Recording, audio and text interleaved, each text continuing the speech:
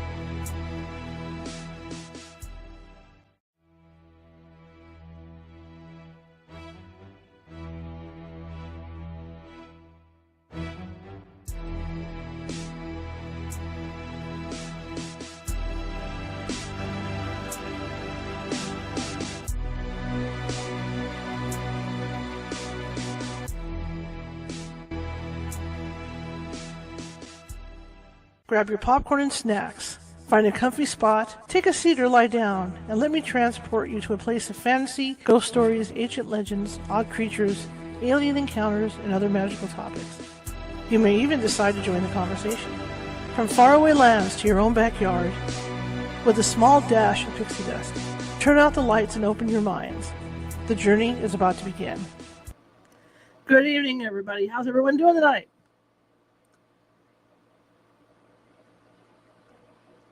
Well, I hope you're doing good. I'm doing good. I feel good. Did some yard work today. Got some stuff done that I hadn't gotten done in a while. So now my yard looks pretty out front. Anyway, my name is Charlotte. I'm going to be your host for the next hour. I'm also the owner of the California Haunts Paranormal Investigation Team based out of Sacramento, California. We're 45 strong, up and down the state, which means, dun dun dun, drum roll please, which means that if you feel you have a paranormal problem, we can get to you. You know, we've got people living up and down the state, so it's not an issue trying to get to you. And we do not charge for services. It's all free. We do it because we're trying to educate and help people. All right? Anyway, we got a great show lined up for you tonight. And this is a subject that's true to my heart, really, to be honest. You know, I've lost a lot of pets over the last 10, 15 years. And doing this kind of work, you learn, you know, you're working with psychics, you know, various mediums and psychics. And you learn that death really isn't the end. And it's the same thing for your pets. I've had a lot of experiences with, I have Australian Kelpies. But it goes further back than that, because even as a kid, I would feel my dogs, because we had poodles and we had like chickapoos, you know, the smaller cockapoo chihuahua mixes and all that. I would feel them sitting on my chest and stuff after they had passed away. But over the last probably 11 years, I've had more contact with deceased pets, maybe because my sensitivity has grown since I've been working as a paranormal investigator. And I have stories to tell tonight, and I will tell them. If you're watching from Facebook, please hit that follow button. We're looking for followers, because the more the merrier, because we do special events occasionally. Nancy and I do special events, and I also do special events with the Ghost Hunt team, and the place to find them is Facebook and Meetup. But if you're on Facebook, you'll get first crack at them. Okay? If you're watching from Twitch, please hit that follow button. And if you're watching from YouTube, there is a little man, a ghost actually, down in the bottom right-hand corner, and he has a magnifying glass and a Sherlock Holmes hat on, and that is our, it's one of those days, that's our, I call him our groupie ghost, but that is our mascot, and you can subscribe, and if you look on YouTube, you can see that we have nearly 400 videos over there, and they're all different topics, not just paranormal stuff, so I think there's a little something in there for everybody, so if you click on that, you'll get, you can check out all those videos, which you can anyway, but I mean, you'll get notified when we have new videos. Because again, I don't always do paranormal topics. I'm a journalist, photojournalist by trade, and I like to kind of vary the stuff, you know, and I like some fun stuff. Like next week, we got a couple things coming up that are different, completely different from anything we've done here before. So it's something to look out for. Anyway, our guest tonight, I have known her forever, and I met her when I was in junior college, and I was just a smart mouth kid, and I was still, even though I had experiences with ghosts before I met her, you know, like in my house and growing up and stuff, because I grew up in an active house, I really still wasn't a believer, and so when I met her, I was very, very sarcastic, and I even wrote the first story, because I did 2 stories on her, one when I was in college, and then one later on when I was working as a journalist. But the first one was kind of tongue-in-cheek and sarcastically written, but it was a good story. So we became friends, and here we are, you know, all this time later. And I'm not going to tell you how old I am, because then you'll know when I went to college. I didn't do that either. No. But anyway, tonight we're going to be talking about deceased pets, and Nancy will do some readings for you guys in the chat room. 1 question only, that kind of thing, okay? And I think I had a pet visit last night, too, one of my pets, and I'll explain that to you guys, too. All right, let me bring Nancy on. Here we go. So can you hear me okay? I can hear you fine. Yay. Oh, she was such a brat. I met her in 96. I was doing the city cemetery tours. I think it was 13th and Broadway. Yeah. Is that right?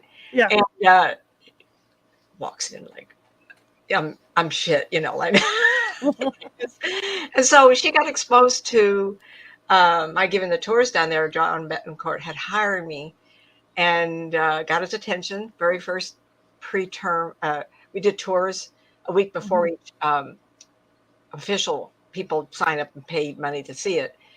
And I got his attention so much so. And every year varied a little bit because sometimes it'd be a big storm in the wintertime. So we'd start in July, hotter than the boopers, downtown Sacramento. And I'd be sweating like, he'd say, give me a story, make it right so we can do the tour. And I'm going, ah. And then we do the tour and he would tell me if I've been right or not. Talk about the pressure. And then this brat shows up, not believing, you know, and it's like the first time I did this to John, he didn't know what to make out of me because I had told a story so obscure. I think I probably told this a couple of times about a woman. She had lost her identity. She had lost her form. She had lost whom she was in the flesh. And all she was this big mound. And I know I've told the story, but they're fresh in my mind because I tell them a lot. And John Betancourt says, what's over here? And I saw this poor woman on the ground, curled up with her knees underneath her, and her hands to the chest. That's the vision I saw, grieving her 3 babies buried in that spot. Of course, he's going to be smart, right? So he goes over to Tombstone. There's 2 babies there. You're wrong. I go, ah. I tell people, I can't help being what I am. I'm either going to be right or wrong, depending on how I can hear this, right? And I can see a person or not see a person if they're there or not. You can't force it. You can't make it up. Oh, I just have heard another story. But anyway, so he researched it. And at the night of the tour, he thought he had got me. And of course, I had to come up with 10 different stories, and they were all true after he searched it. So if you go to the Sacramento Cemetery, the oldest of the oldest stones in there, it does go back to John Sutter. And he's buried there. So you enter in to the right, big stone, it's his. To the left are the little pathways. I'm really building up something, guys. And he stood there and he was introducing himself. And he said, well, unbeknownst to the people and himself, the cemetery had extended across Broadway. And if you drive down there, I don't know if the people are still there. They're the people who make the tombstones. They were there. Remember, this was 96 to 01 or 02 that I did the tours. And he found that a 3rd baby had been dug up that was part of the street and had been interred with the 2 under that 1 stone because she had lost 3 babies. And it was like, maybe I didn't want to do so well. Maybe I wanted because it was pressure. It's difficult. Can you imagine walking in a cemetery and someone says, find a spirit and tell me a story? And I go, whoa, whoa, whoa. But I had a lot of fun. It was proof to her, not to me, because in 96, I had been in this business 6 years. And the pressure of always being right and the pressure of not hurting another soul, wording everything just perfect, that I was doing 5 and 6 tours a year for 6 years. And it was virtually what I made covered the gas from Pollock Pines down there and back again twice a week. So I loved it. It was also one of the first times in public. This is where I'm going with this. To the left was a lady. And then if you ever visited the Sacramento Cemetery, it branches off like the roots of a tree. There's all these pathways. And so to the right is where I usually started the tours because I was standing to the right. And one time we went to the right and winding around, and I glanced back at the group walking toward us, and there was this man walking toward me with his dog going all around him. And I go, should I say something? Is that the right owner? Is that the right guy? And I kind of said, can I pull you aside? I says, you're going to think I'm crazy. And please, if you're watching this, please touch base with me. These stories, can't make them up. I can't make them up. And I says, you have a little white dog that's just twirling around you like a crazy, like a wire terrier. I just lost a dog. And it was that one. And it was twirling around him just crazily. And I thought, do they all do that? I don't know they do. I don't know if they do. And the other one that's so fresh in my mind, I remember there's all kinds of stories. 32 years. Imagine stories I'm going to be fresh when I start going through all the copies of MP3s of all your readings. I'm going to be crazy. But anyway, the Tucson Fair in Tucson, Arizona. And this lady showed up with her firemen pals. And there were like 4 or 5 of them that were part of the fire district. And she walked in and they were standing in the back of the room listening to my talk. And it was on Ghost, of course. And I looked at the ladies and she was standing there and my eyes got big. I went, is that a bear or is that just a big dog? And I looked and I know that the room said, what the hell? Excuse me. What? Excuse me. What is she looking at? And unbeknownst to me, they all come in to see me. And so when it was all over, the only I remember her, and please touch base with me. I'd love to say hello again. She had dark clothes on, like a fire person might wear underneath everything. And it was a dark shirt and pants. And she walked up and I go, oh, you're the one with the big dog. And of course she went, and she had just lost this really big dog. And we had a wonderful talk. And all these stories are just rushing in.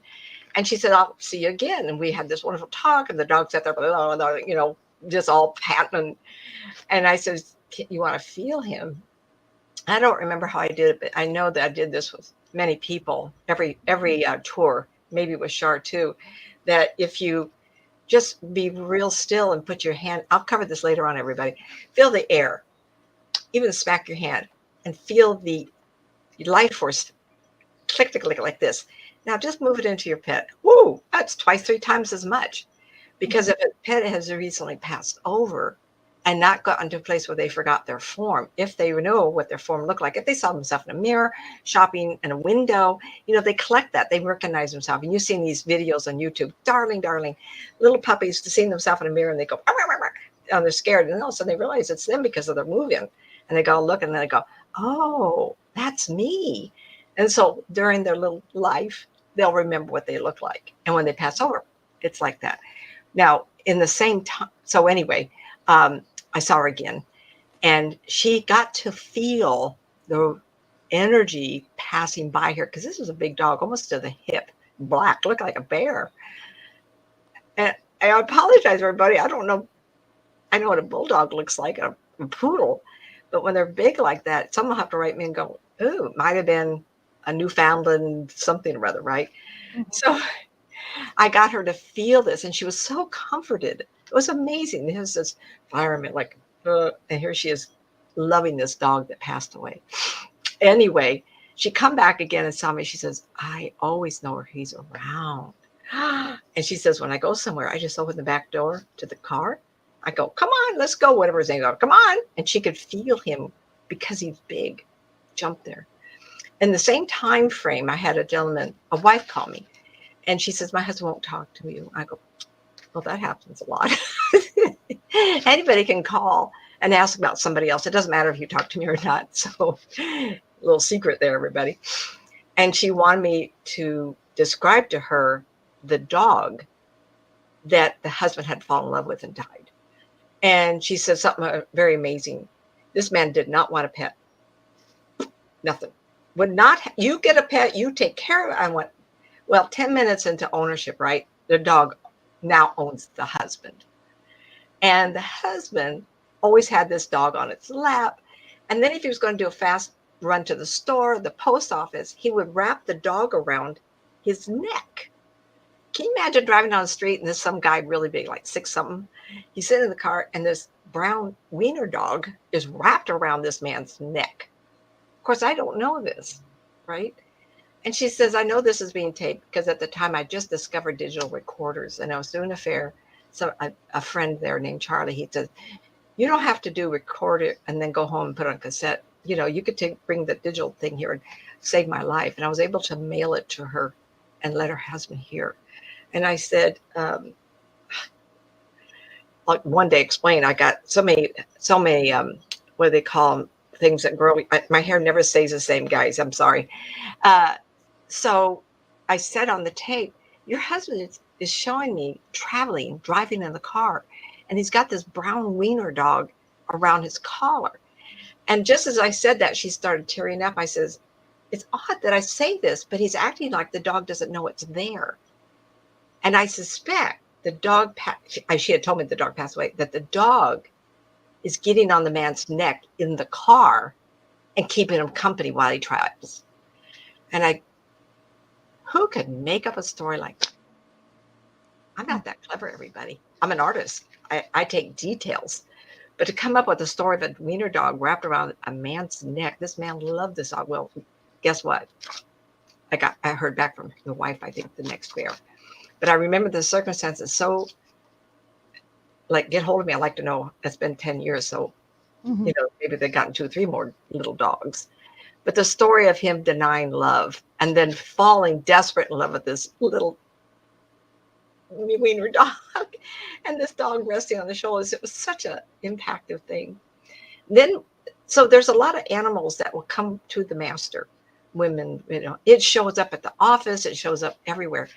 And then I sometimes wonder, why are we seeing and hearing of pets that don't follow the owner, the master rather, or whatever, and stay with the house? So I want to tell you 2 stories. There's a lady in Grass Valley, and they lived in I don't know, 10 or 15 years back. I don't know how long. And she was telling me a story about the remodeling the A-frame house. And of course, when you do that, you have open up to the ceiling. This was an older A-frame, not like a point, but kind of like that. And they could hear the spirit people walking above them, but they removed the ceiling. So those spirit people were living in their era. You've heard me speak of that before. And I thought to myself, are they ghosts? Are they spirit living in their time? I want to think that, because it didn't seem like there was a pattern. Like they didn't seem like they were stuck. What was curious is they put a bedroom, let the bedroom stay up there on that one side, and that was their guest room. So one time they had company over, and they stayed in the room, but they woke up in the middle of the night because something had jumped from the closet onto the bed, and they thought it was a rat, and the whole house went, whoa. There was no. And so the wife said, what in the world could that possibly be? So she spent the night in that bed. Well, guess what? It was a cat. And the cat was part of the prior owners, not the ones that walked on the ceiling. But the prior owner had lost this light-colored cat. And it was still living in that space, but it wasn't a bedroom at that time. And where the closet was an area maybe to the window or maybe shelving. And during the night, let me tell you about cats that are up all night. We have 2 of them. You don't sleep. If they get into the room, you're awake. And they seem to favor my husband. They get around his face and everything. So you imagine this nocturnal cat, even in spirit, jumping on someone's bed that was a guest. I mean, can you imagine what the household must have been like? Wow, everybody's up, running around. You have a wild animal here. We live in Grass Valley. What could have got? Possum? A rat? It was a cat, a ghost cat. And they wonder why a cat as a ghost would be someone's house. I could think about this all day long and not have an answer, unless it's living. Maybe it is part of the household of the spirit people that are walking around. Now, they're not so much worried about that. It's kind of like they hear it when it's really quiet and they hear the footsteps. I told you, my husband and I have a ghost in the house we're in. And my husband, because he's a man and he watches all man shows, the ghost can be heard walking toward him. And Larry says, he has heavy footprints. And then I put my mind to it with a friend, and we found out the ghost is really tall.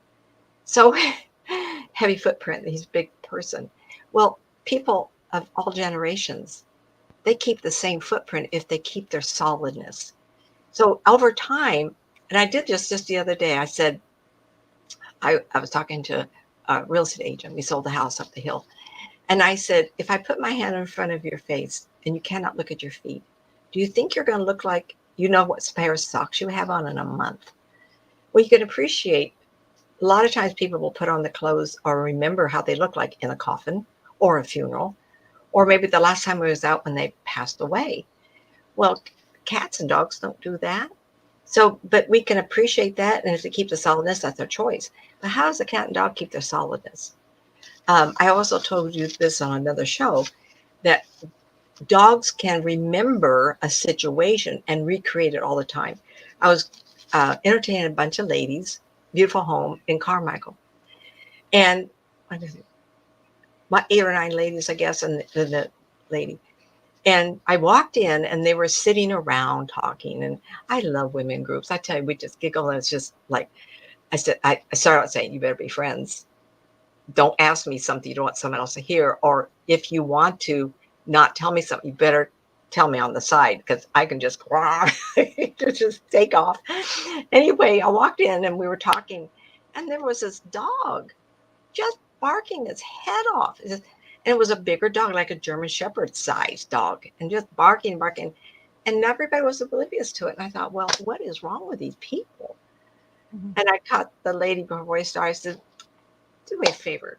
Would you get the dog and bring him in or put it in the garage? And of course, everybody just goes, the dog had just died, like within a month. But it was tied up to the oak tree in the backyard. So girls listening to this, call me up, let me know. And the dog was not a disobedient dog. The dog was tied up when they went to work or whatever. And it had shelter, had a nice long extended rope, had water and everything. And it was good. It was a good thing, because it couldn't let it run over the house. It was a big dog. So in its life, it was there more than it maybe should have. I'm not even going to say that. But it showed up as a ghost dog or the spirit dog in the backyard. It was trying to get mom and daddy, let me in, let me in. So they went out to the backyard. They talked to the dog. And they said, well, come on now. Come on. They put their hand out like to get the collar. And they brought that dog in. And from then on, she did a group, or I did talk to her. And he was a bigger dog. And you know how a big dog boomed down the hallway? Oh, he's in the house now. Now we can't get him stopped. Down the hallway. And you can do that. So when people say, oh, I'm going to lose a pet, or I've lost a pet, I said, wait a minute, before you do anything else, make sure you leave out their possessions, at least for a week or two. Because a lot of times they don't know they're gone. Imagine how many stories I've told of people passing away, and they roll out of their body, or they try to get into their body at a funeral, or they're talking to, oh, listen, I'm not dead, I'm right here, and no one can hear. You listen, YouTube, near-death experiencers, and they'll say, I was out of the body, I thought it was whole, I went to see dad, blah, blah, blah, and they're physically full, like solid. Well, the dogs and cats do that too. Even horses. I have a lady named Cindy. I'll say the name. I love her. She's lovely. She's a competitive horse rider. And I actually knew her while I was married to the first husband, didn't know it, because we were competitive horse people also. And she had a pet pass away. And we talked about it. And I says, as long as you don't look for that horse, the horse will come back. It was 2 or 3 years later, and someone gave her a horse they couldn't take care of it full. And it was the same coloring, same. After a year, she says, oh my God, it's the same. And she was convinced it had come back to her. So this client friend in Texas, who also raises little doxies, he's found two of them have been brought back to him. So as with human beings, which I now fully convinced, we take this road trip over and over, animals can too. What's the basis of that? Love, just love. I don't think goldfish, I don't know if you take care of a zoo animal, do they follow you around for eternity?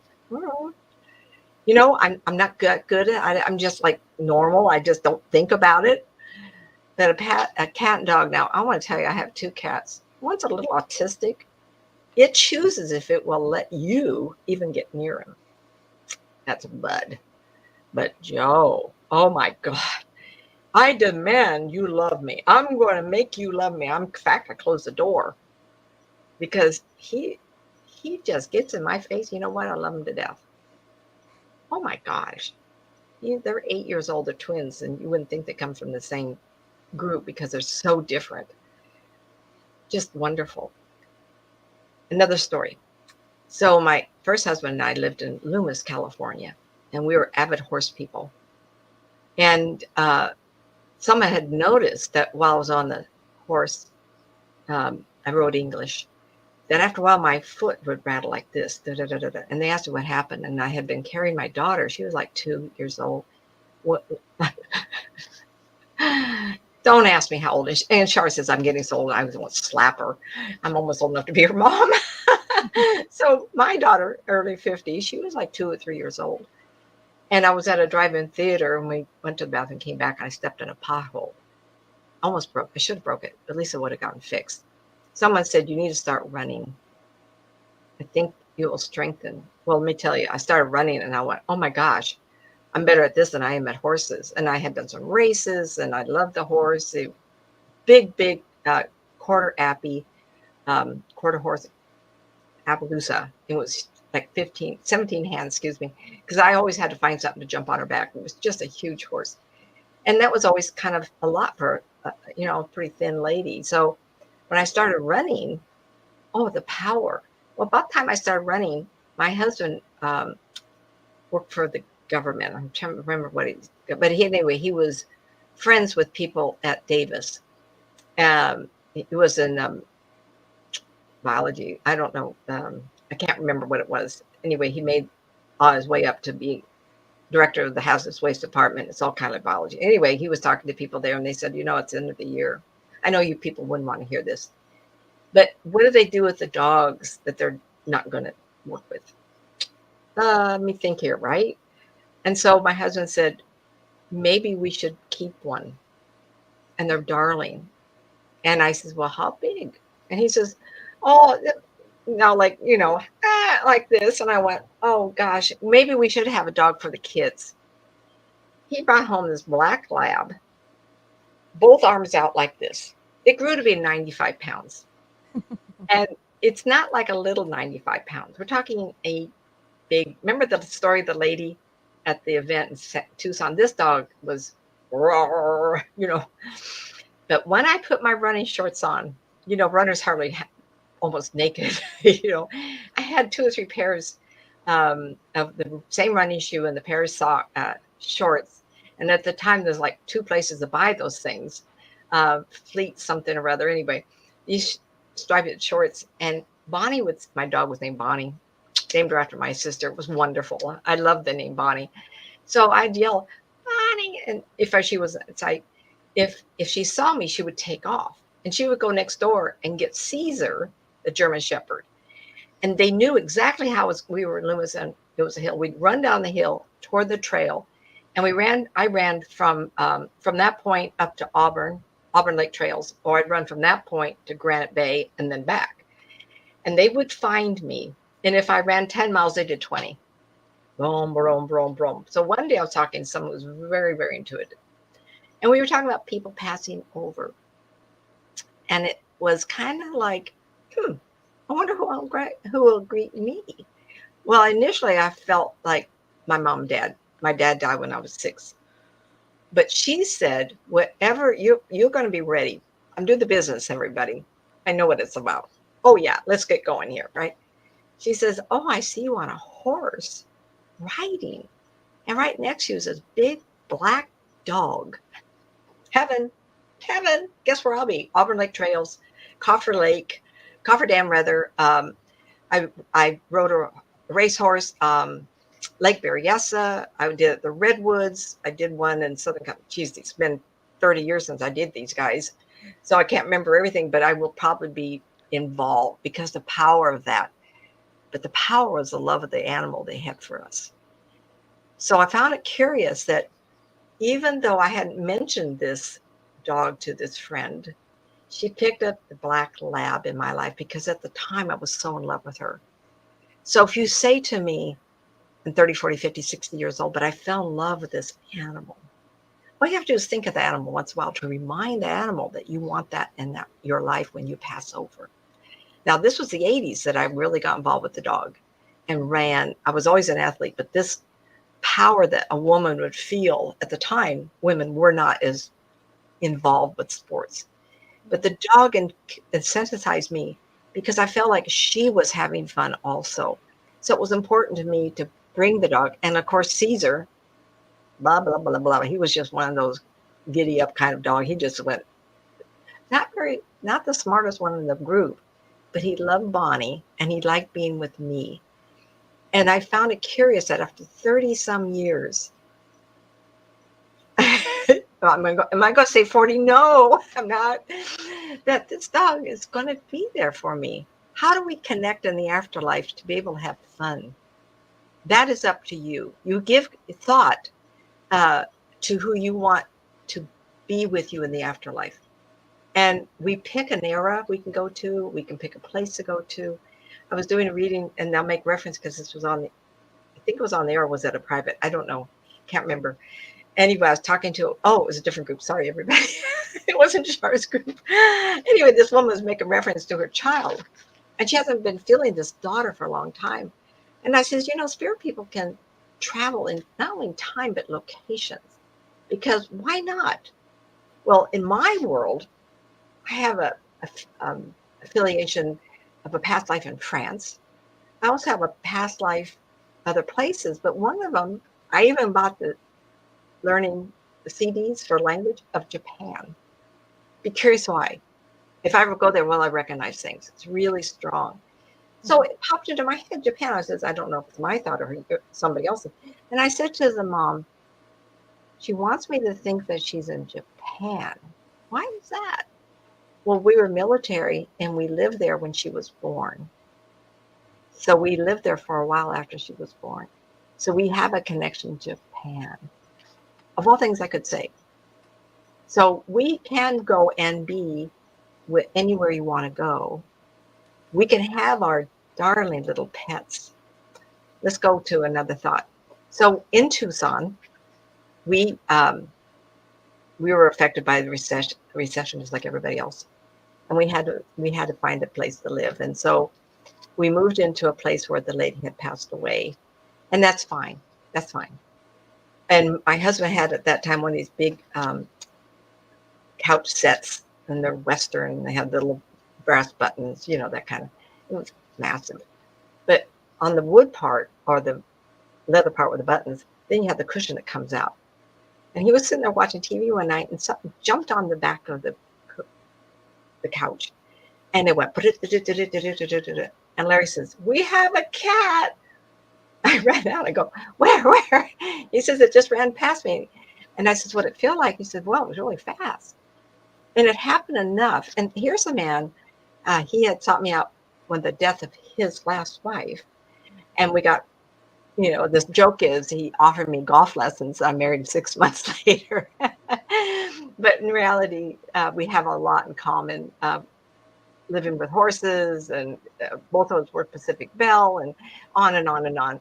So it was kind of like, oh, look at this. We have another ghost that lives with us. And what was curious, it wasn't a cat, it was a little poodle.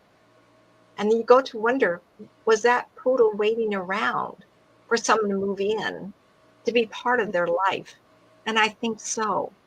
Now I want to go on. Remember I said, put the food out and a toy. You don't have to put water, they're not going to drink. And the reason is that animals don't have, if they have conscience like we do, or if humans can be a pet, I don't know that. I don't know everything, thank God. But I have found over time that the pet will stay in the household and follow the person around. And it's happened to my husband, it's happened to us, happened to Shar, it happens to a lot of people. So I always encourage, not now if the pet's been gone a week or two or more, but when a pet passes away, and I've had a lot of people in my life I love that have pets that have died. I'll cry along with them because it was just, right? So put the bowl out, put the pad out, put a couple of toys, because what happens after a while, and totally by accident, I have seen, and this happened, and crazy, right? I have a client in Singapore, and how we got connected, seeing me on one of these shows, and I was talking about pets, and they had a pet was going to die, a cat, and it was one of like those videos of really round little cat jumping into a box type of thing, skidding across the floor. Remind me of that. And one day I was talking to her, and she said, "What's the cat doing?" Da, da, da, da. And all of a sudden I saw the cat go through the wall between rooms. Oh, okay, I would think about that one. It was shortly after that, because she's been in my life 20 some years now.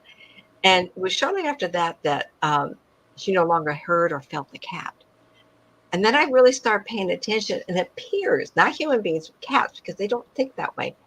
If I'm a human being, I see a wall there, I'm going to walk around it. If it's a door, I'm going to open it. If I'm a spirit person, I may be smart enough to put my hand through it. There, I'm not telling everybody my hand motion. You walk up to the door, and you go, can I walk through it? And like all the TV movies you ever saw, Ghosts in particular, right from the beginning, 1988 or 89, you're going to walk through the door, right? How does a pet know that? So, gosh, anyway, do that again, huh? Drive you all crazy. So what happens is they'll do a mistake. And all of a sudden it occurs to them, ooh. And then I see a cat and dog from the couch through the wall back again, or into the backyard. So what happens is they start exploring. And after a while, you won't hear them because it's a new adventure. If they're always been indoor, like our cats are indoor, because they were feral. If they can get out in a heartbeat, they are gone. And living up in Hornbrook, it was mountainous. We had lions, tigers, and bears, all mine. But I tell you, anything they can do to get out, it's a journey. But when they pass away, if they can go through a wall, they will be back, but it may be a while. So another friend got a babysitter, and the babysitter lives at Forest Hill. And this woman takes in lots of dogs. She has lots of property, and there's a fence going around it. So my friend was going to do a dog show because she's in competitive dog events. The dog died at the babysitter's. Like, if you're going to be a babysitter, what if you have 20? What is the limit of a babysitter, a dog sitter? Listen to me, babysitter. There are babies. Let's just own it, right? This situation was very, very difficult because I just cried buckets with this because the pet sitter suffered. And so a few days later, my friend says, I don't feel my dog. Well, what am I going to say? And I says, what's the pet sitter's first name? So then she thinks that sitter. I put my mind to her, and I follow her thread of thought to that woman. And the pet sitter didn't lose her as a client. I'm being careful all these names because I didn't ask permission first. So I'm trying, except for Cindy. Cindy would get a big kick out of it if I talk about her horses. But anyway, so I saw the dog there. And the property's large and has a little bit of incline going toward the fence. And every time I think of this dog, I see the dog with the other dogs running. Now, let me tell you, a bulldog isn't very light and doesn't run a lot. This dog runs. So as a spirit dog, running with the rest of the pack is his heaven. And I says, don't you get hurt feelings over this. That dog's in heaven. You want that dog to be happy. It's almost like you fish along a river. You're going to take that pet there. Oh, that pet's like, oh, this is wonderful. Guess where a pet's going to go first? It's going to go where it's happiest. When you pass away, what would be that? Anybody listening, what is your heart desire? And you can access time. So my heart desire right off is I'm 6 years old before my father passes away. And I'm on the beach. We lived in San Diego, right on the beach in those years. It was kind of like a little duplex. I found it. It's a big hotel sitting on the exact spot now. So I would like to go back in time because I was down to the beach. And those years, little tiny kids could go to the beach. I remember Mom said, go. They had given me paper and watercolor. And so I took it to the ocean. My father was a commercial artist, and so my mother. So naturally, they're going to give me something to draw with. And all I can remember sitting on the beach is the silhouette of my father walking toward me. And he was a tall man, but he was like a stick, very thin. And he's walking toward me, yet I have forgotten the vision of his face. I have a girlfriend, I said, Karen Rothstein. I want her to hypnotize me. And she said, what would you like? I said, I want to go to the last time I saw him to remember what his face looks like. Guess what I'm going to do? Kids, I told my kids, don't miss me because I'm traveling. I'll be back. But I would like to go back in time to remember my father, what he looked like at that time. As a child, would see the parent. Okay. Same with a pet. Pet can be gone for a while. I wonder what mommy and daddy are doing. Ooh, all of a sudden, you'll have them in their face. You'll get in bed, and all of a sudden, they'll jump on you. I'm back. I'm back. Blah, blah, blah, blah. You know, you could even feel them. I had a lady said, feel the face. That's because the dog was always in her face. Not always pleasant, but she always knew the dog was around. A lot of stories, everyone. I would encourage you to, oh, Char, I'm eating up a lot of time. So let's do readings next week if we don't finish off. Everybody, I am moved. We did sell the big house, the big house on the mountain. So I've been moving this week. Can you believe that? It's a wonder I had good voice. But there was so much I wanted to say to you. Yes, I do believe in euthanasia for the pets. They don't know, and they're very happy. Most of them are jumping out of their body when they can get released. So I'm an advocate of not letting a pet suffer. So I am an advocate of that. You can't stop it from passing away. Yes, they will hide to die. And I've had pets that go underneath the porch. You know, they do run away. So if your pet's old and runs away, all you do is call it. It is their choice to come back because they want peace and quiet. They need their peace and quiet. So if it dies in your arms at the vet's, wonderful to jump up and follow you home. Make sure you leave the stuff out. Now, Shar has 2 or 3 really great stories.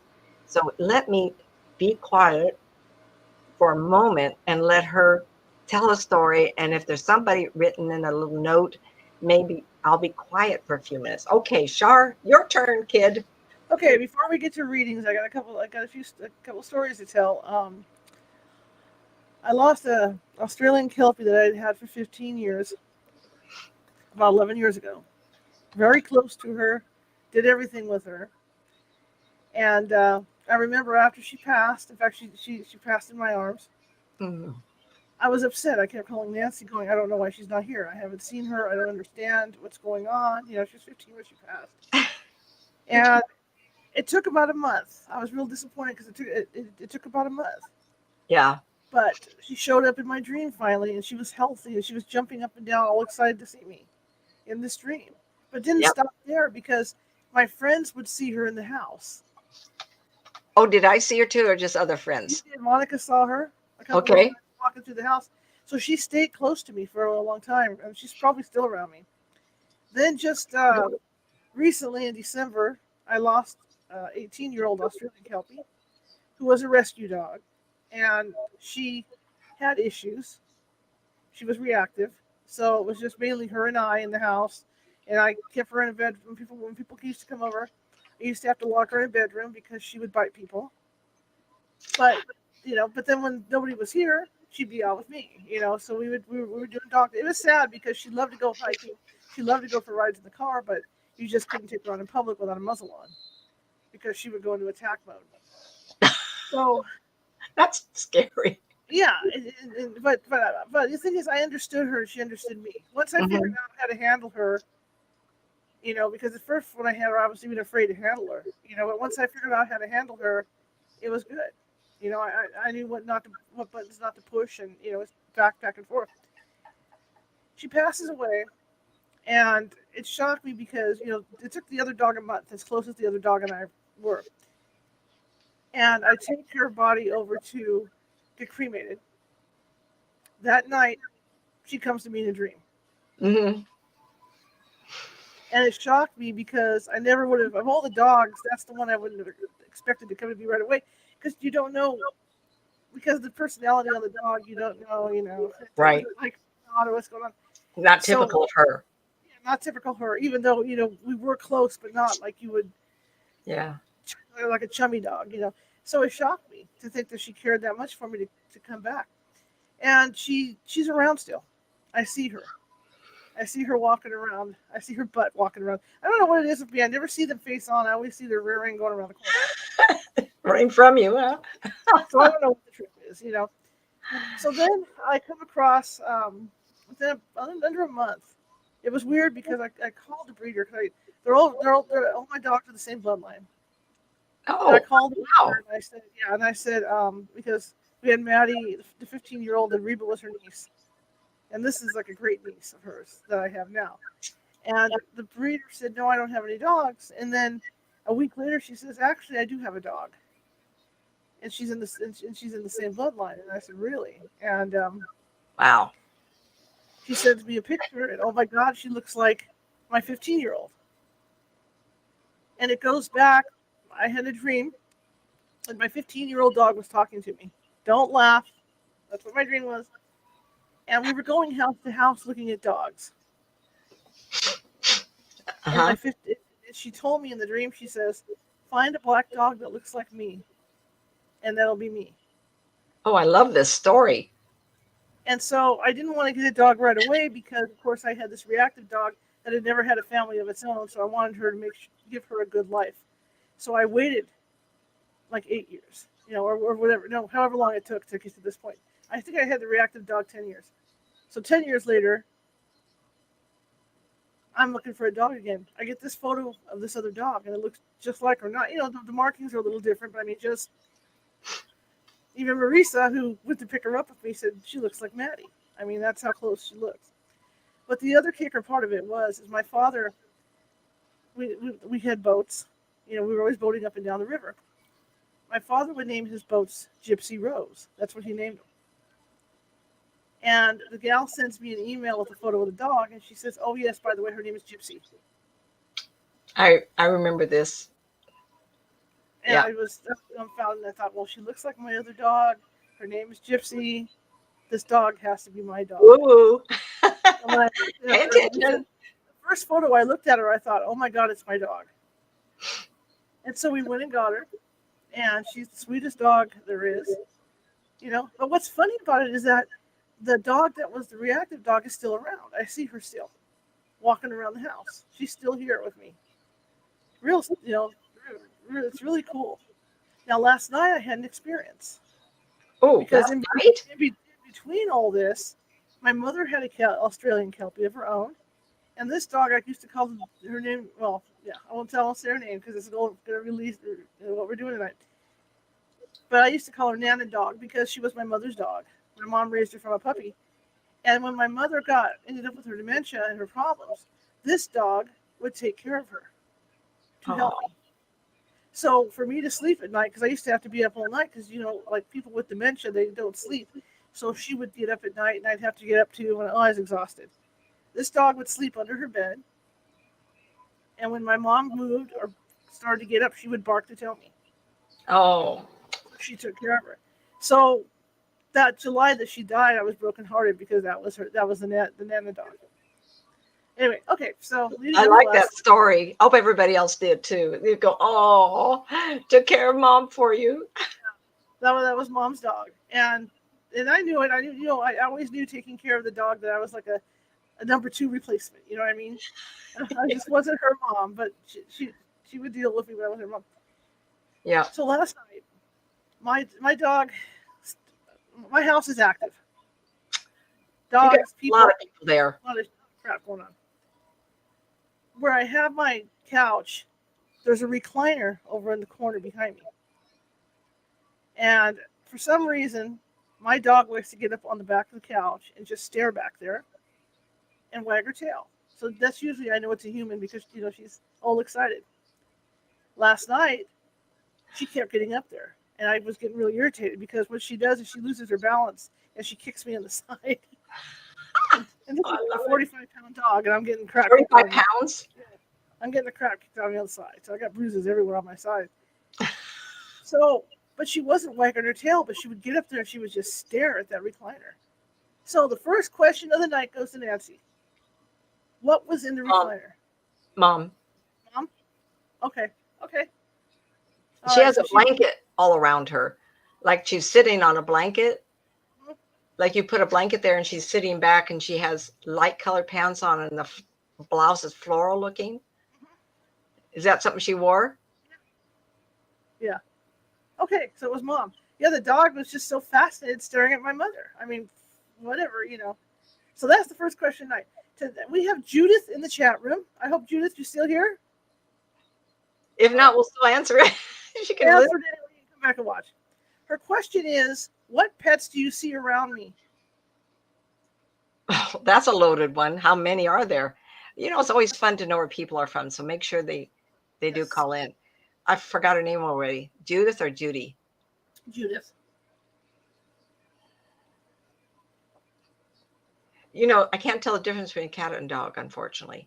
Okay. But it seems like I see an orange color, possibly a dog, and then I see a dark. And the orange is a little larger and the dark is smaller. And I don't know how long they've been in spirit, but I do see these two. Somebody did the same thing to me one night, and I heard a bird. I'd be curious to know where this lady lives. It feels like there's noise around her. Do you know who this Judith is? I have no idea. Huh?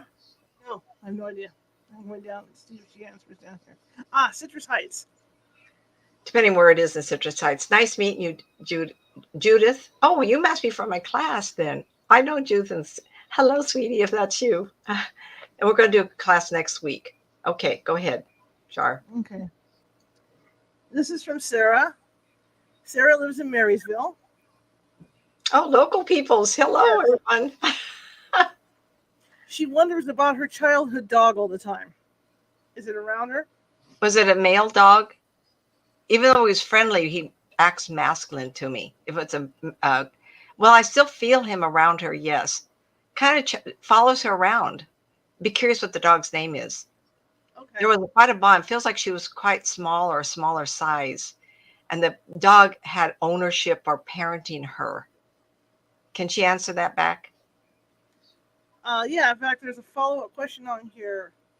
Do you see, she says, if you have time, I wonder if my dog Rainbow was still around. That could be the dog you're talking about. Yeah, dude. Yeah. He's still, remember I was saying how my dog Bonnie took care of me. And it was amazing. One time I was running and I don't want to scare everybody. I ran over a rattlesnake.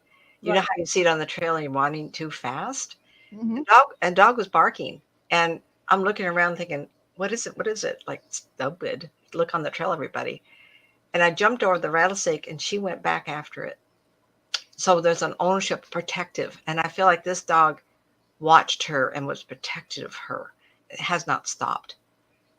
Even when she's in the car traveling, it seems to want to go with her. Here we go. I'm going to post this comment because this is the kind of comment you like, Nancy. You ready? What? Here it comes. Whoa! Oh, I put the wrong one up. Sorry, guys. No, but that's a good one. Yeah. How about that one? That's what Nancy likes. Well, it's really hard to think about how I'm doing this, everybody. All I have is a name. And I only asked for location because it's fun. I had got a reading and it was from England and one from Canada. How fun is that?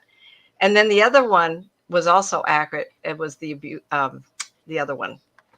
You put two up, one by mistake, and it was answered that way too. Mm-hmm. So remember, people, I put my mind, I don't know how this works. When she looks, if I knew how it works, I'd give it to you for a dime, right? So she's looking at the little note there. I put my mind to Shar, put her eyes to that. Somehow there's a connection. All I do is go to you. You're either going to have someone there or you're not going to have someone there. All I do is tell the truth. What could be off is my interpretation, but they give me, I was going to mention this. I have been so busy, everybody. I knew we were going to do a show tonight. If I told you I have thousands of hours of radio shows, lectures, talks, and one of them was Armstrong and Getty. How many listened to it? They're still on. Mm-hmm. And now that I moved back in the valley, I can actually listen to these people. Anyway, one of the fairs I used to do with Dean, Madison and the Freeway, they were going to do some advertising on the show. And the little lady that they were going to do animal communication couldn't. And Dean said, call her Nancy up. I go, okay. Blah. And it was a smash. Ended up being on the show 3 or 4 times. He called me back. And it was on animal questions, their pets, all their pets. And here I am, 200,000 people. Not me, because I always at the point, like, I can't be nervous because I'm going to see something or I'm not going to see something. And the dogs, these mostly dogs, they're so excited to have a human connect with them that can see what they want to see. So this one little dog in this lady's bedroom always had his eye on that closet. You know why? The shoes were in there.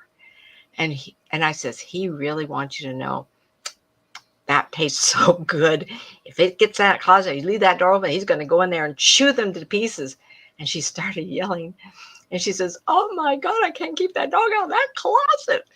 And one other gentleman, I think he is somebody who works there, he came in and talked about his dog and the problem. It could be one of them, either one, talked about how much trouble he's had with the dog in the backyard. And I says, oh, honey, he runs all the way to the other side, like the patio runs all the way side to the other side. And he tells me he's trying to dig out. You know why? There's a lady to the left and he wants down there.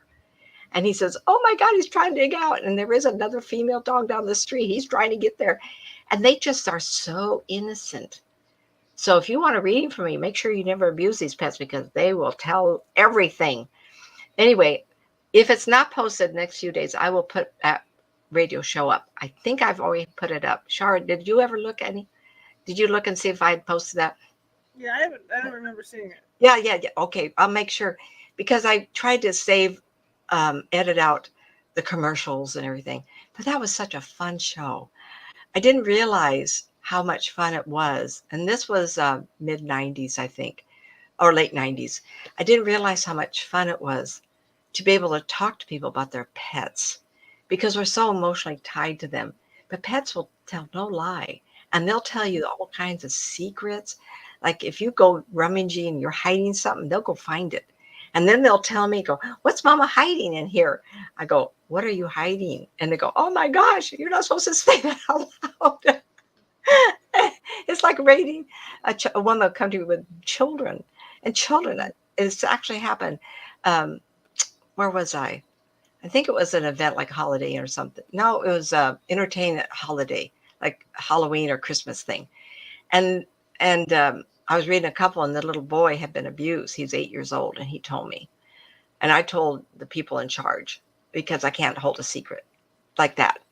It's like if I pick up something, if I don't release it, like if I do a psychic reading, Shar or somebody else, if I pick up something, I have to let it leave my mouth. I can word it because I'm really good at communication. And someone said to me, oh, you only tell good things. I says, you better listen to the tape again. I'll say bad things in a good way. So this was really, really difficult. And I did tell the people in charge, I says, the family needs to be looked into. The boy told me a secret. So even a bad thing, I had to be very, very careful because you don't want to make mistakes. You don't want to hurt another soul. In all my years, all the clients I had, all the students I've had, never hurt another soul. It's so hard when you get frustrated with somebody. You talking to them and they go, blah, blah, blah, blah. Like I said, I pick it up, I have to say it. If I see something, I have to say it. You know, it's like an honest person because you can't hide the truth. If a person is given a reading and they want you to say something, their spirit says they have to know this. What do I do? Not tell them? It's the same with an animal. They're so honest and loving, unconditional. Someone asked me, can I become a pet? And I go, oh, it's the first time anybody's ever asked me that. If you're interested, there is on Coast to Coast AM with George Norrie. This gentleman's been on a couple of times. I heard about him coming on. It's been years since the last time he was on. I think 2 or 3 times. And he's a man that believes he's incarnated as a human this time, but he made a mistake. Oh, the horse guy. Last life, he was a horse. Yeah. Did you hear that one, Char? Yeah, I heard that show. I heard the show and I heard him again. I went in like someone listened to me and thinking, oh, she's making all these stories up. Listen, I'm not that clever. Yes, I like to write. I've written 3 books. But the books I'm writing are real factual or I've dreamt them. You know, sit down and 3. I can't create these things. Anyway, I went into it listening and go, this is going to be interesting. I won't disbelieve him because that's not my job. If someone says something to me that's really stretching my acceptability level, I have to go to a place of realizing this person is truthful to themselves. Why not? Why not? Well, he got on the show. George Norrie was kind of not skeptical. He's going to be open. This guy was fabulous. Because I had horses almost 10 years, I know horses. He was a horse, and I loved it. Now, the other thing happened. Larry, my husband, and I, we had a motorhome, and we went down to Visalia for an event. And it's the only time it ever happened to me. And how it happened, I don't know. Crazy, crazy. We went to sign in. It was kind of like a big RV park, and we walked around. And I heard this, and I went, whoa, whoa, whoa, whoa. And I looked up. We were walking to the manager's office. I looked up, and a dragonfly had buzzed around my head. And it was headed this way. And for some reason, I connected to it. It was the strangest thing, because all of a sudden, I was the bug. And it was going toward another leaf. It was the strangest, like, how is that even possible that I could put my mind to a bug? Happened one time. Is it going to happen again? I haven't tried. But why not explore what it's capable? Put your mind to your pet and see if it talks to you. Put your mind to a bug. Kind of makes me realize that had consciousness. No thought, just I need to go there. But it was alive in there. What level of consciousness is a dragonfly? I mean, everything's in spirit. I mean, I actually made contact with Reba, my reactive dog, once. It takes practice. I mean, I got right in her head. I'm thinking, Reba, over and over and over. You say it. And she didn't bark or anything, but the way I saw it in her eyes. She felt you. When she realized it, because her eyes got like saucers. And I knew that she had heard me. It's really quite amazing. So of my two cats, one is autistic, something's, and he won't let you love him, but he's very loving at times. Both of them are good mousers. Joe is high functioning, very high energy, very demanding. And because of what I do for a living, can't do this 32 years without it impacting your life. He's very, he has problems with depression. And I don't like drugging them. But I try to make his life interesting. And once in a while, he'll think of me so strongly. Mom, I want you to play with me. Mom, mom, mom, mom, mom. And drove Larry. I was up on the hill coming down to visit Larry for 2 years. And I'd come down here and be so excited to see me that he would pull me down. I'd walk in and be depressed. It's him. He flooded me with emotion. Like, play with me, play with me. I was a little surprised. Like, I can do that to somebody else, but they can do it to us. So you can get in tune with your pet and feel what's going on.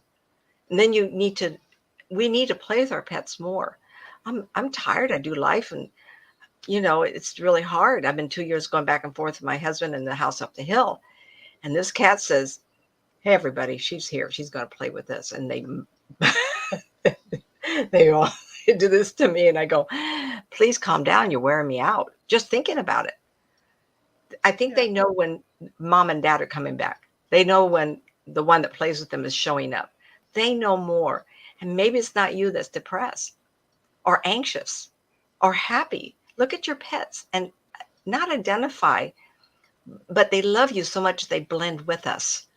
Now, we do it with human beings. How many mamas out there know exactly? Listen, when I was raising babies, we didn't have monitors. We didn't have anything to let you know if that child was okay. And I remember my first was my daughter in middle of the night. Mom wakes up, boing, because I heard this around the building. I mean, around the house into the new bedroom I could hear a pin drop in that bedroom. We tune ourselves to our children. You can tune yourself to adult. You can have a love interest, not like man, woman love, but you can give your heart. And how many of us single people will have pets because that love is genuine. We cannot deny it.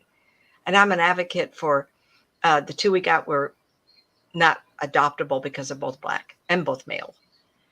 And I looked at my husband and I said, I've always wanted a cat. That was it. I would have sacrificed it and the other one would have been destroyed. Best decision of my life, especially the autistic one. Because, who would adopt it? So, they come with issues. Absolutely. He's very loving. Yeah, that's something here. Sarah, your message about your mom running with her dog, of course, the big dog is cool. Because when I had Reba, being reactive like she was, the neighbors all knew she was reactive. So word had gone out in the neighborhood. so I could walk at night, with her. No problems. Nobody would bother me, and nobody would try to break in the house because they were all afraid of her. So it's kind of, in a way, it's kind of cool because I remember there were these two guys. I was sitting out front with her in the dark, and she was black, so they couldn't see her. And these two guys Yeah, I were remember. on my RV, and I remember saying, you better get off my property. And I heard the guy stop, and I said, because really, if I let this dog off the leash, you're going to regret it. And then they took off because they Oh knew her my gosh. reputation. So it was I kind don't of know neat. what's going on. That's Just really this sort of way, it's kind of cool. We have another question from Marisa in Rancho Cordova. It's about her heart dog, Quincy, and she wonders if he comes to visit her, and if so, what does he think of her new dog, Sydney? oh, jealous. I'm sorry. It's like, who is this dog? Who's this? Who's this? And he's kind of like wanting to play, like it jumps on his front legs to try to get the other one's attention, but it's not reacting. So he's frustrated. He wants to play, but he says, you don't belong here. Ooh, that's not nice. Geez. I have to say what I pick up. It's like the dog is possessive. You got a new dog and it wants to play, but it's not. So it's kind of like frustrating. I don't know how to answer that. Why don't you get two balls or toys, and one of them you call to the dog that passed, and the other one to the dog that's there, and toss them in different directions, like you're playing with both of them. Maybe that dog needs attention that's passed away. Go for a walk with one dog, invite the other one to go along. Okay. It's like spoiled children. I want all the attention. I don't think I've ever had that. Never had that. I've had possessiveness, but not like, oh, you shouldn't have this. What are you doing with this dog? Usually they don't seem to mind. Was that dog like that in life? Be curious to have Marissa write a note. Okay, write it down, Marisa. Cloud Man, hello, I'm from Tampa, Florida. I'd love to know if my dog that passed so long ago is around, and if he knows what was happening to his body. He would look at my eyes, just stare, and I felt. The dog actually read your mind, hon. So you'll tell me, dog always knew what I was thinking or what I was going to do. It had a really strong connection with you. I do feel like the dog was grieving his end of life, like he felt trapped or there was something wrong. I can't assume I know he was paralyzed or something, but felt like he was restricted. And he realized that at one point you remember, pardon me, at one point you had the sense that he didn't like what was happening to him. How did he say it? Hold on. Pleaded with you to fix him or let him go. You may say to me, in his eyes, I saw that he was pleading with me to have it stop. Oh, that makes me cry. Aww. Write a note, honey. Karen from Fair Oaks wants to know if her previous dog sent her current Chihuahua to her. I don't get that. Don't hear that wrong. I'm not picking up that kind of a thing, though I've heard people say that. The one that's gone is gone. If he comes around, fine. That dog's very happy. And this is one of those kinds of dogs where you go, I wish he were here more often. So he's allowing you to have this new love interest. The other one seems very happy and is all over the place. I wonder if this dog that died was did you have a lady friend or mother that had light hair, almost not white, maybe some cream or lightest brown possible, a little fuller like this. The dog tells me he's visiting this woman and she's older. So I don't know if she's in spirit, this is your mother or somebody, or medium build, very pleasant looking, maybe a spirit woman, I don't know. But the dog has been with another lady that you also loved or cared about, kind of visiting another woman. I don't get that either too often. Like there's always the focus on the owner, but not necessarily. Two things tonight. I don't usually pick up things like, tell her I'm with this woman here. Remember her? Very pleasant lady, lighter skin. The hair was a little bit of a bubble look, like mine draping down. It's a little short, but a lot of light colors, but not gray. Champagne and beige. Okay. Sarah from Fair Oaks is wondering if her dog Lana is still around. What was All the right. name Well, of the dog? if I'm not too late, I'm from Fair Oaks, California, and is Lana still around? Alana? Her name is Female? Lana. Lana, the dog. Oh, Or the animal. Lana, like Lana Turner. Yeah. The The animal. first thing I picked up was the backyard. I don't know how many times you go out the front, pardon me, go out the backyard and to the right part of the backyard. It makes me think that dog spends time back there. I don't know if it was a digging spot or it was a place that they like to go a lot. Fair Oaks, okay, so you have winter there, but maybe the dog's living in the spring or summertime all the time, or it's passed away recently and spent a lot of time in the backyard to the right. So I'd be curious to know why I'm picking that up. Okay. It doesn't mean it's not in the house, but remember, they're going to pick something that made them happy. It doesn't mean you aren't, but it seems like right now I want to say that. Be curious to know how long Doug's been spirit. Marisa says there's tons of toys. Quincy was very protective. He loved playing with other dogs. We went to play dates all the time. Would you say it one more time, a little louder?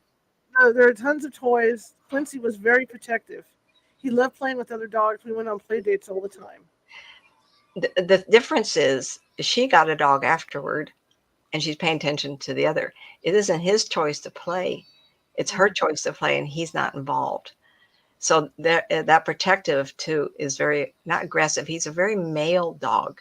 And, you know, human beings, someone say to me, oh, I'm having a grandchild. What is it? And I'll say, well, the female soul is coming in. So if it's a boy, it's gentle. If it's a girl, it's feminine. But if you have a male spirit in a female body, it's going to be like you and I have stronger sides to us. And I feel like even though I'm very feminine and love wonderful things, I feel very strong inside. People would say to me if they didn't know me, I feel like a male. So this dog comes in with a male soul with a male body. Now, how do I know that? Well, how do I know any of this stuff I talk about? But they do come back and they can have it again. How does that work? Like, do mountain lions come back again and again? Like, I heard a story of a young child.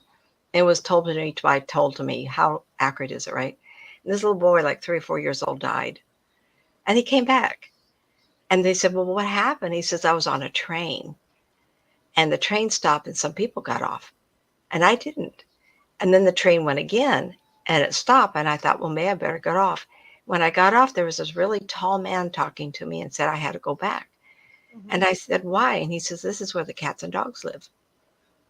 It was all animals behind him. So the little boy got back on the train and he came back to life. It was a near-death experience. And it's the only time I've ever heard of someone saying they were in a heaven of only animals. Twilight Zone, a bazillion years ago, talking about an old farmer trying to rescue his dog in a river. And the next thing he knows, he's walking with the dog on the path. And he comes to a gate and the man's saying, oh, this is heaven. But you can't bring your dog. This is heaven for people. And the old man said, I will not go anywhere without my dog. And he takes off walking. He says, that's not heaven if I can't have you with me. So he walks up the road and the man said, I'm so glad you didn't take that gate. This is heaven because you can bring your dog. Isn't that a wonderful story? That's an old Twilight.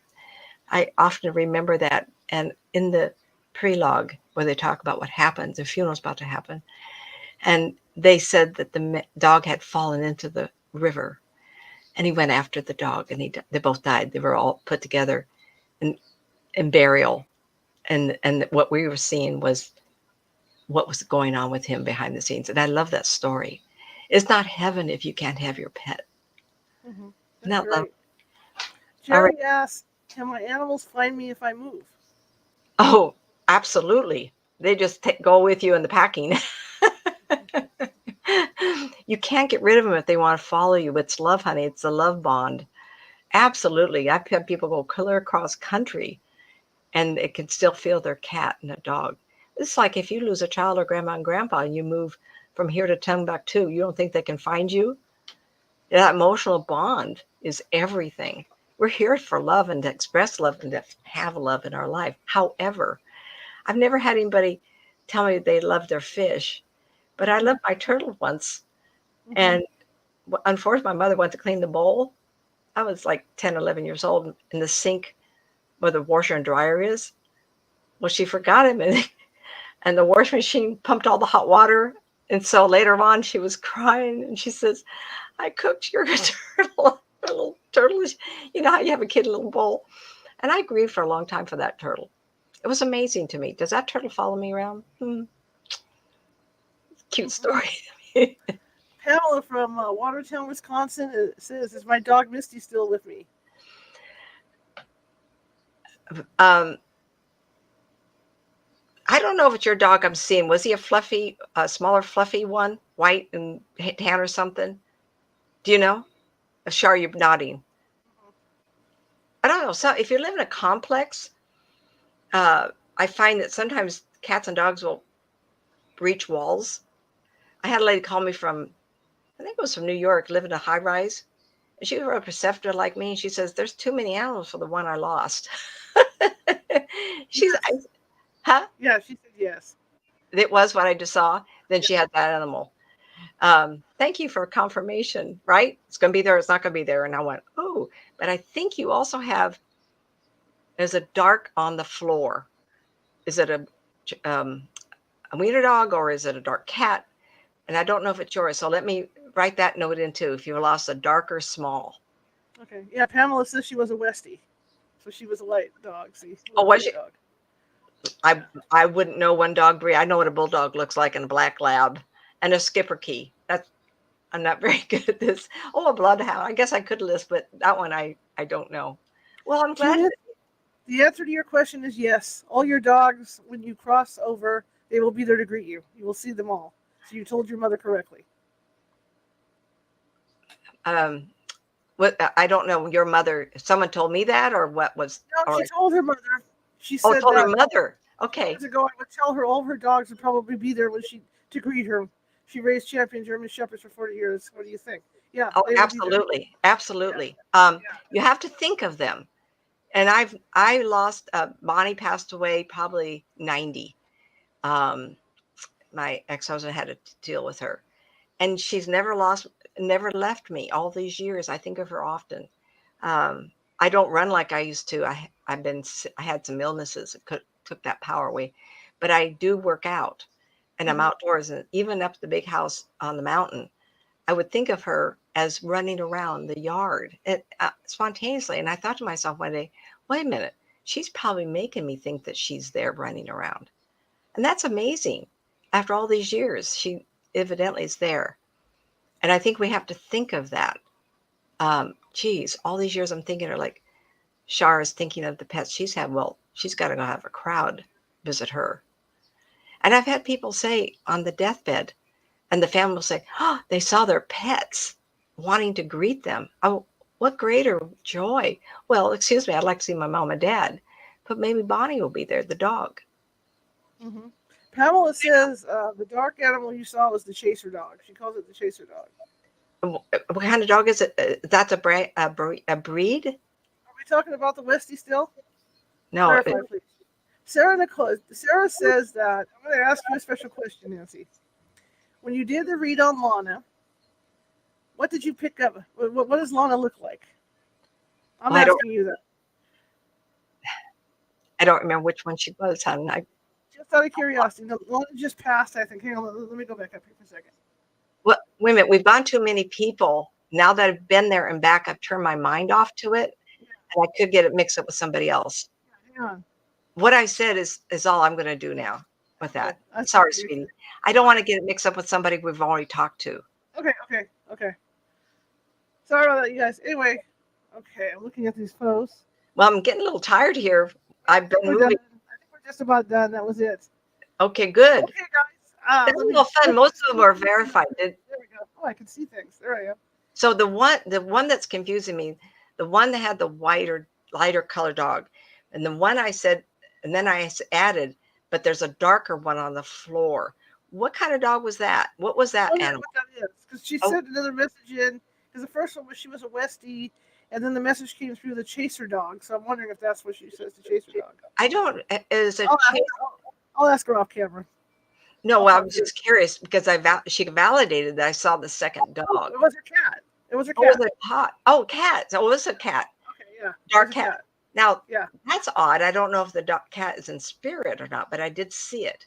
Now, how is that possible? Like I said, they're there or they're not there, but it made itself known. If it's alive, it's really let me know. If it's a pet that's left, it could feel me and wanted me to know it was there for your benefit. Right. And Sarah, I'm going to answer real quick on this one. Um, Sarah says Lana was a reptile. Okay, that's cool. But you know what? Nancy sees reptiles too. Nancy was living in Arizona. Now that we're on the subject of reptiles, Nancy was Oh, in Arizona. Tell the story about the reptile in Arizona. You can oh do this. gosh. So So, we lived in Sierra Vista, and Sierra Vista is between oh gosh, what's that town? Anyway, we were half mile west of Tombstone, Arizona. And so a half hour drive in the country going, and they started archaeological dig there for dinosaurs. And it was there for quite a while. We lived there almost 2 years. So they came and it set it up, and there was, banner up. This is where this is going on. And I told her, I said, I would love to see a dig. Wouldn't that be fun? I would volunteer. Wouldn't it be fun to kind of sit there real quiet? So I passed that every day, I would say for 9 months. Anyway, so one day we had a house that was what we call the open floor plan, right? And I was in the kitchen looking out the window, and I couldn't believe my eyes. There was one of those great big stovetop leg dinosaurs, the one with, remember in Jurassic Park, and the archaeological couple came to the island or whatever it was. And the first dinosaurs they witnessed was the great big ones. And I thought to myself, how is it possible? And I was just dumbstruck. Like, why am I seeing that? It's because that's what was being influenced me every time I went to work. Every day I'd drive by and I could see this big sign saying archaeological dinosaur dig. So it's what you put your mind to. If you say, I want to see my cat, I want to think about my cat, I want to do, you will pick that cat up. If you want a dinosaur, I don't know in your areas. I haven't seen one since. But my husband walks over to me and he says, what is wrong with you? I can't believe I'm seeing the bottom part of a dinosaur. Walk right through the house. I never saw above its belly, just the bottom part.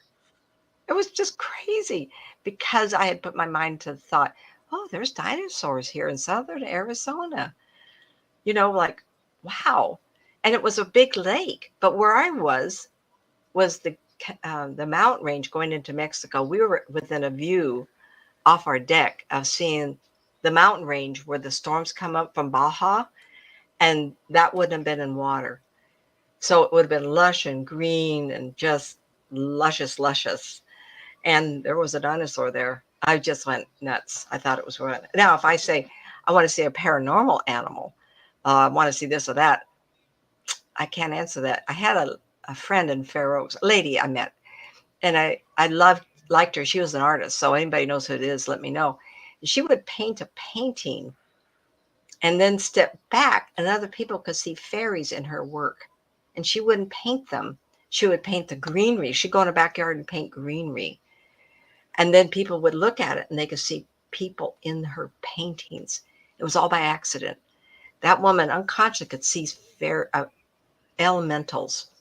I had a gentleman take me to a dinner. It was off the American River somewhere. And it was one of those restaurants that sit high on pillars. And then underneath it went like this. And I was trying to be polite. And I look out this window and there was this itty bitty person, hardly any body, just real thick, arms kind of like in front, like just do this, and little legs. And he looked down and he says, what are you looking at? I went, oh, fudge. It ain't there. And it was an elemental of some sort. It's the only time in my whole life and I was on a date. I mean, come on, right? No way. What a way to date. Can you imagine someone dating me and I'm looking out the window like I seen something extraordinary? And I wanted to look because it wasn't a ghost, but it was something else. Like, we have this around us all the time. I didn't have my mind to it. It was like wanting to be noticed. So I think there's things going on around us all the time. And I don't purposely look for pets because spirit people kind of want my attention. Funny story. So we're in the town we're going to live in, and my husband's, we got in the car, we're going to drive around. I hadn't known where the theater was. And so this happened just the last time I was down here about a week ago. And we drive around and we pass a cemetery. And I went, no, don't pass the cemetery. He says, what's wrong? I said, I'm looking. And there's two people in the front by the gate. And I go, oh, poop. Now I'm going to see him everywhere, because once you see a spirit, you can't turn it off very easily. He drives by a second one. And there's three people inside, not at the gate. And I think to myself, why are they still there? I don't want to see them. Because if you pay attention, they might want to visit you in your home. Oh, someone noticed this, like in the movies. So sometimes I have to forcibly not want to see people. But if you see them, you have to. Now I have to go back. Like, what are those people there for? What's going on? Go leave. You're haunting your own grave? Come on, get over it. I've had a lot of fun. I'm surprised I could talk this long. I'm really tired. But we need to call it a night, young lady. Of course. Anyway, Sarah, that's why I wanted to tell you, don't take heart that she didn't see your reptile, but she has seen reptiles. So I just wanted to let you know. And that one, I don't know if I remember her reptile, if I was describing it. Oh, guess who's with us right now? Check this out. Karen from, is it Roseville? Our good friend Karen. Okay, I'm not going to say anything else. Karen R. Okay, hello there. Nancy did tell me there was a dog that comes through my house and plays with my cat. We couldn't figure out why sometimes she would just race back and forth across the hall upstairs. Welcome, Karen. Yeah, and that happens. You know, remember I said they can leave their house and go next door. They figured out that they can roam, and then they'll play with everybody in the neighborhood if it's possible. Mm-hmm. Absolutely. We have stories we could share. I tell you. You know, guys, we could go on for hours and hours and hours and hours and hours. I have one more story to share with you guys, and then we're going to let Nancy go.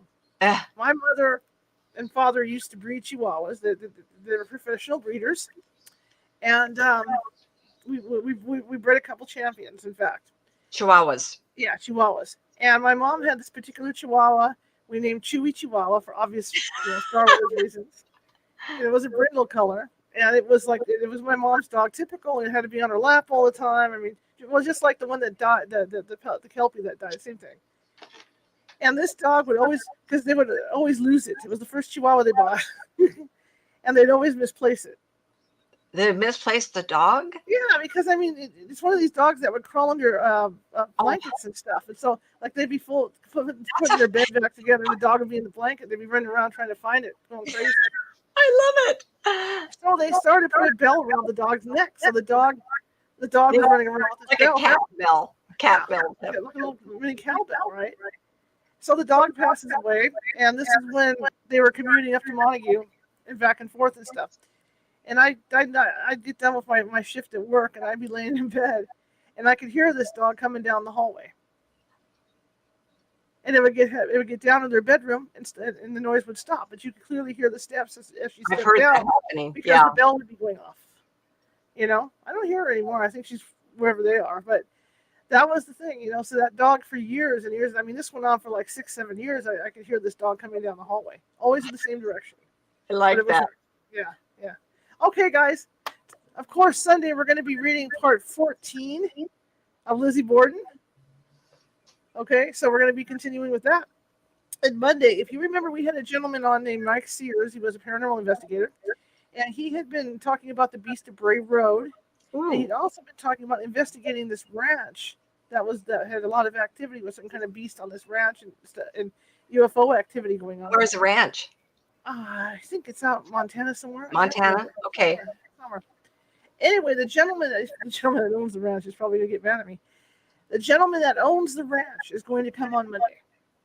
Ooh. He has pictures. He's got video he's giving me of evidence of stuff that's gone on this ranch. So we're going to get to see all that stuff, plus talk to him on Monday at 6:30. So that's what's going on Monday, 6:30 p.m. Pacific. And then again, Sunday, if you're into like sucking on some popcorn, sodas, or whatever, and putting your feet up, you know, we read about Lizzie Borden for an hour and hear about her dastardly deeds and all that stuff. And we're right in the middle of the trial right now. In fact, I think the first preliminary trial is wrapping up now. The preliminary trial to see if they have enough evidence for a trial? They have enough evidence for a trial for her. So that's where we're at. But anyway, you guys, I want to thank everybody. It was fun. Everybody that listens, you guys, everybody that listens to that RSS feed, the one that goes out on Apple and Google and all those places, our numbers have gone through the roof. And it's incredible. And I want to thank you. And I'll have to send these to Nancy. And no, I just got another set of numbers just came in. Oh, good. My eyeballs bulged. So I want to thank everybody out there listening in France, everywhere, all over the world. We're being heard all over the world. The show is going everywhere. I always think of Elvis, that concert he did in Hawaii that went all over the world that night. That's how I feel about that. Oh, yes, I do remember. It was a live concert, and they telecasted it around the world. I do remember that. Once we get done with this, I spend a few minutes putting this audio together and sending it off, and it's like all over the world. I am seeing incredible downloads. In fact, to give you guys an idea, I'm going to tell you right now, we are in the 5th day of August. We have 971 downloads. Amazing. I love that for you. Okay, incredible.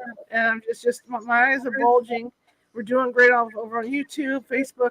I want to thank all of you guys for following us.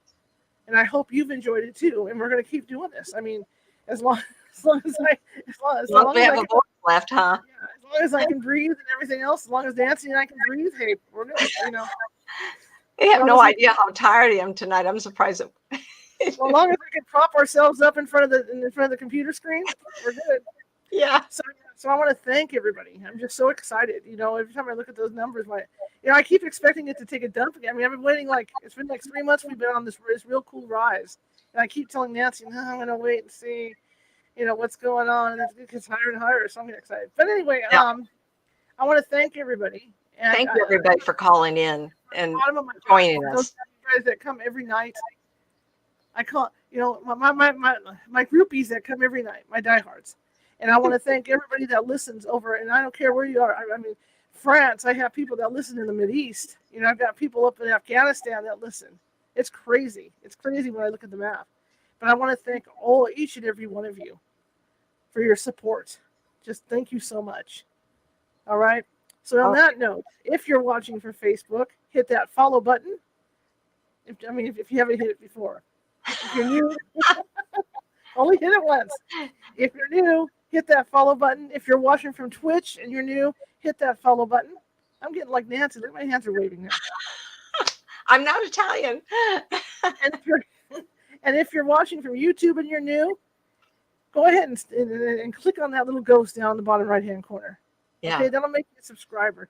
I've got more than 300 videos over there of different topics. And I mean different. I just don't sit on this ghost stuff, okay? I'm a journalist. This is what I do. So I love bringing you different topics. In fact, as a teaser, I don't usually do this. As a teaser on Tuesday, we're going to be on at noon on Tuesday, okay? And the reason why is my guest is going to be lives in Toronto.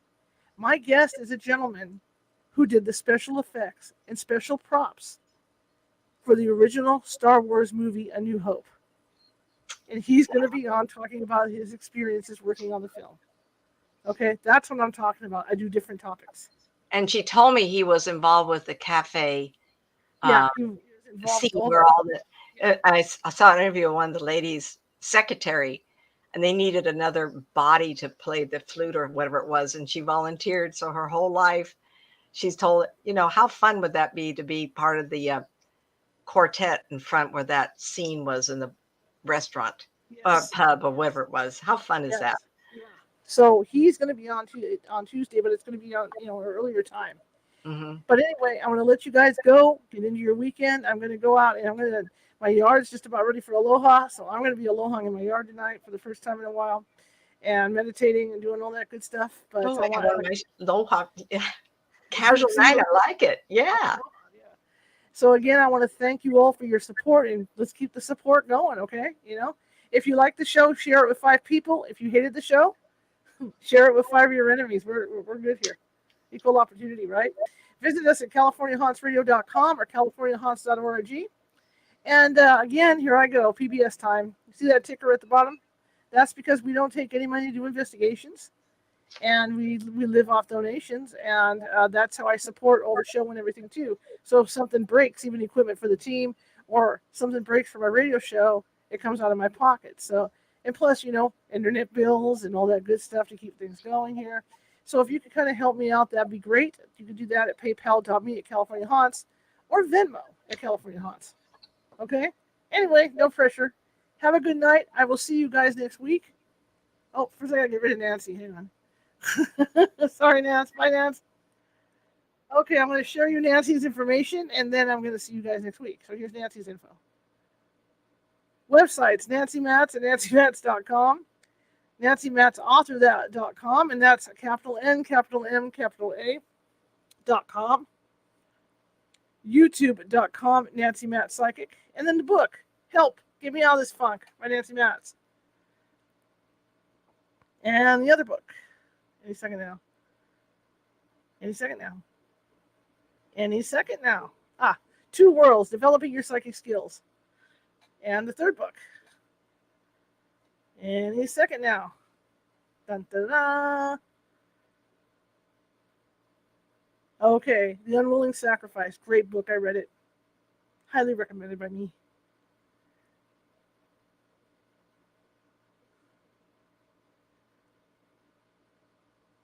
And again, they can get those at Amazon.com.